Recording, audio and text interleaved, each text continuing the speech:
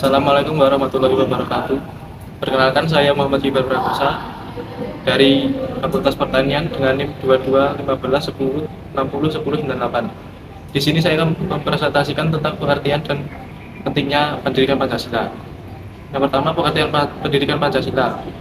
Mata kuliah pendidikan Pancasila merupakan pelajaran yang memberikan pedoman kepada setiap insan untuk mengkaji, menganalisis, dan memecahkan masalah-masalah pembangunan bangsa dan negara dalam perspektif nilai-nilai dasar Pancasila.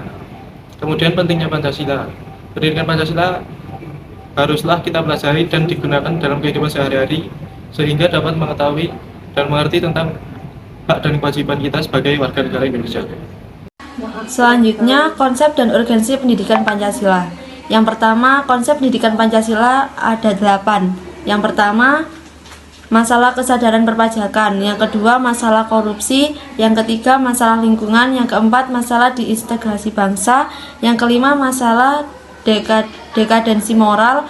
Yang keenam, masalah narkoba. Yang ketujuh, masalah penegakan hukum yang berkeadilan. Yang kedelapan, masalah terorisme. Ya, untuk yang selanjutnya adalah urgensi pendidikan Pancasila. Urgensi pendidikan Pancasila sendiri itu yang pertama, memperkokoh jiwa kebangsaan mahasiswa tidak tercabut dari akar budayanya sendiri. Yang kedua, memiliki pedoman atau kaidah penuntun dalam berpikir dan bertindak dalam kehidupan sehari-hari. Yang ketiga, memperkokoh jiwa kebangsaan agar tidak terpengaruh paham-paham asing. Dan yang terakhir, calon pemegang tongkat estafet kepemimpinan bangsa untuk berbagai bidang dan tingkatannya. Nah, selanjutnya kita akan bahas tentang alasan diperlukannya pendidikan Pancasila. Perlu nggak sih pendidikan Pancasila itu? Jawabannya adalah pendidikan Pancasila sangat diperlukan untuk membentuk karakter manusia yang profesional dan bermoral. Hal ini karena budaya asing yang datang di Indonesia bukan hanya dalam bentuk pengetahuan dan teknologi, melainkan juga berbagai aliran dalam berbagai kehidupan bangsa. Oleh karena itu, pendidikan Pancasila diselenggarakan agar masyarakat tidak lupa dengan budaya yang menjadi identitas bangsa, sekaligus menjadi pembeda bangsa Indonesia dari negara lain. Selain itu, mulai mengendurnya ketaatan masyarakat terhadap norma-norma sosial yang ada, menunjukkan pentingnya penanaman nilai-nilai ideologi melalui pendidikan Pancasila. Penyalahgunaan narkoba yang melibatkan generasi muda dari berbagai lapisan menggerus nilai-nilai moral bangsa.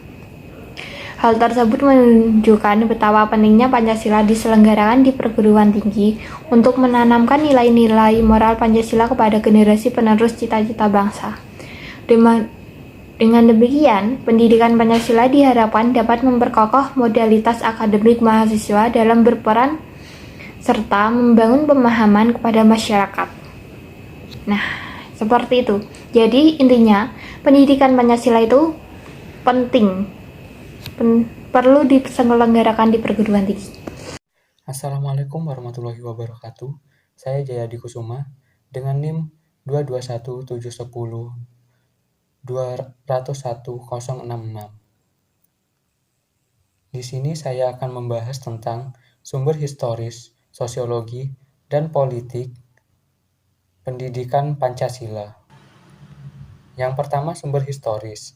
Presiden Soekarno pernah mengatakan, jangan sekali-kali meninggalkan sejarah. Sejarah mempunyai fungsi penting dalam membangun kehidupan bangsa dengan lebih bijaksana di masa depan. Juga ucapan dari seorang filsuf Yunani, yaitu Cicero, yang mengatakan Historia Vitae Magistra, yang artinya sejarah memberikan kearifan. Dari keduanya ini menunjukkan bahwa sejarah memiliki fungsi penting dalam membangun kehidupan bangsa di masa depan. Yang kedua, sosiologis. Indonesia mendasarkan pandangan hidupnya dalam bermasyarakat, berbangsa, dan bernegara pada suatu asas kultural yang dimiliki dan melekat pada bangsa itu sendiri.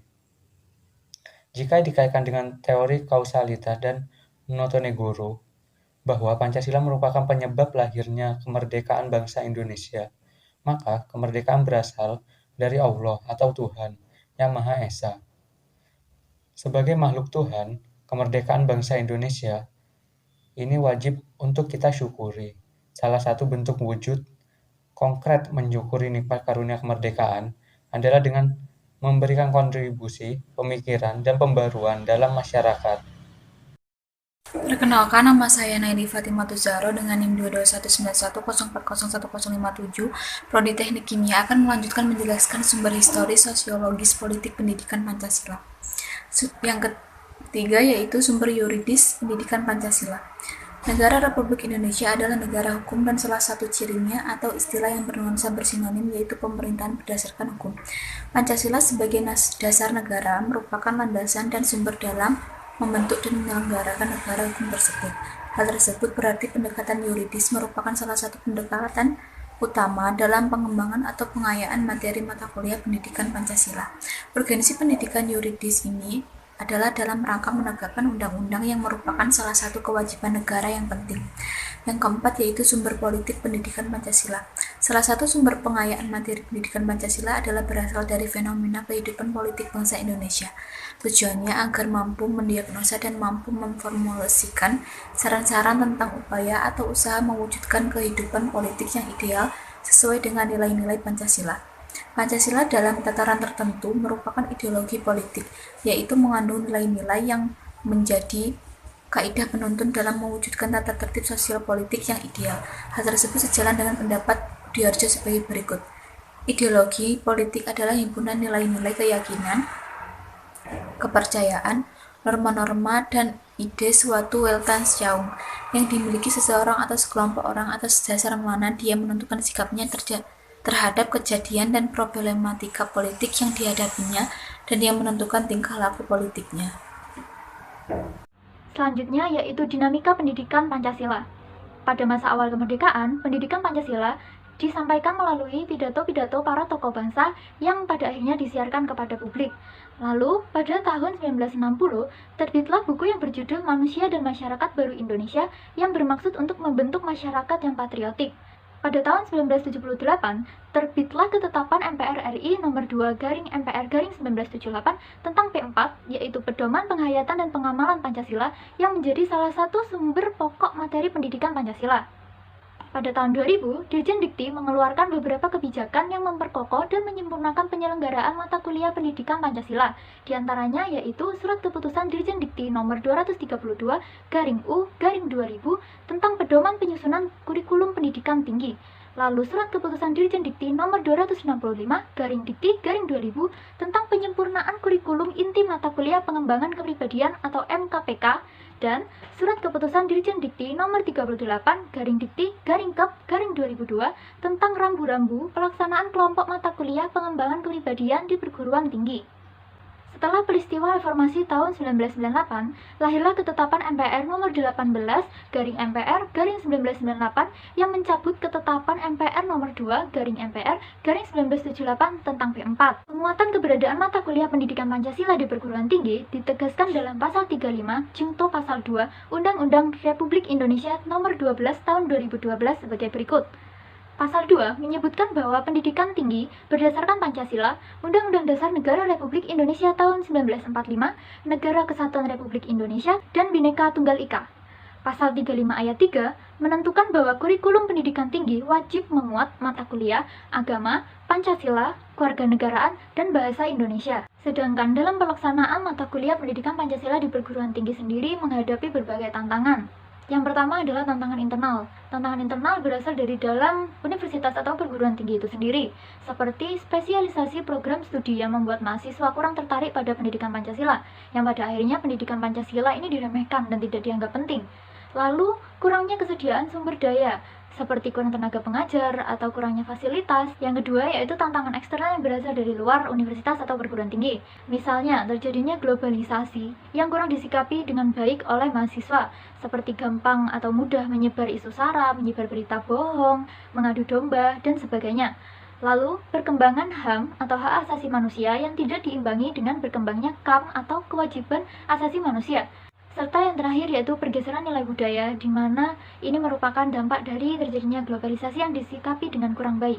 Perkenalkan, nama saya Inga Rahmawati Fajarin dengan NIM 015 dari Fakultas Kesehatan Masyarakat. Di sini saya akan mendeskripsikan esensi dan urgensi pendidikan Pancasila untuk masa depan. Nah, esensi pendidikan Pancasila itu sendiri terdapat pada pasal 35 ayat 3 Undang-Undang Republik Indonesia Nomor 12 Tahun 2012 tentang pendidikan tinggi. Dengan landasan tersebut, Ditjen Dikti mengembangkan esensi materi pendidikan Pancasila yang meliputi 1. Pengantar perkuliahan pendidikan Pancasila. Yang kedua, Pancasila dalam kajian sejarah bangsa Indonesia. Yang ketiga, Pancasila sebagai dasar negara. Yang keempat, Pancasila sebagai ideologi negara. Yang kelima, Pancasila sebagai sistem filsafat. Yang keenam, Pancasila sebagai sistem etika. Yang ketujuh, Pancasila sebagai dasar nilai pengembangan ilmu. Nah, untuk memahami dan menghayati nilai-nilai Pancasila baik sebagai etika, filsafat negara, maupun ideologi bangsa secara saintifik, pendekatan pembelajaran yang direkomendasikan adalah pendekatan pembelajaran yang berpusat kepada mahasiswa atau student-centered learning. Nah, dengan harapan nilai-nilai Pancasila itu bisa menjadi guiding principle atau kaidah penuntun. Selain itu, pendidikan Pancasila tersebut juga bertujuan agar mahasiswa dapat menjadi insan profesional yang berjiwa Pancasila. Nah, contoh urgensi dari pendidikan Pancasila itu sendiri bagi suatu program studi itu misalnya yang berkaitan dengan tugas menyusun atau membentuk peraturan perundang-undangan.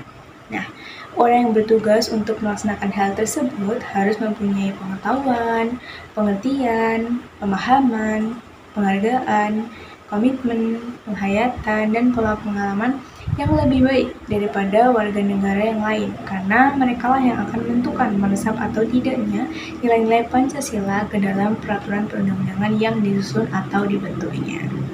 Sekian, terima kasih. Kalau ada kesalahan kami mohon maaf. Wassalamualaikum warahmatullahi wabarakatuh.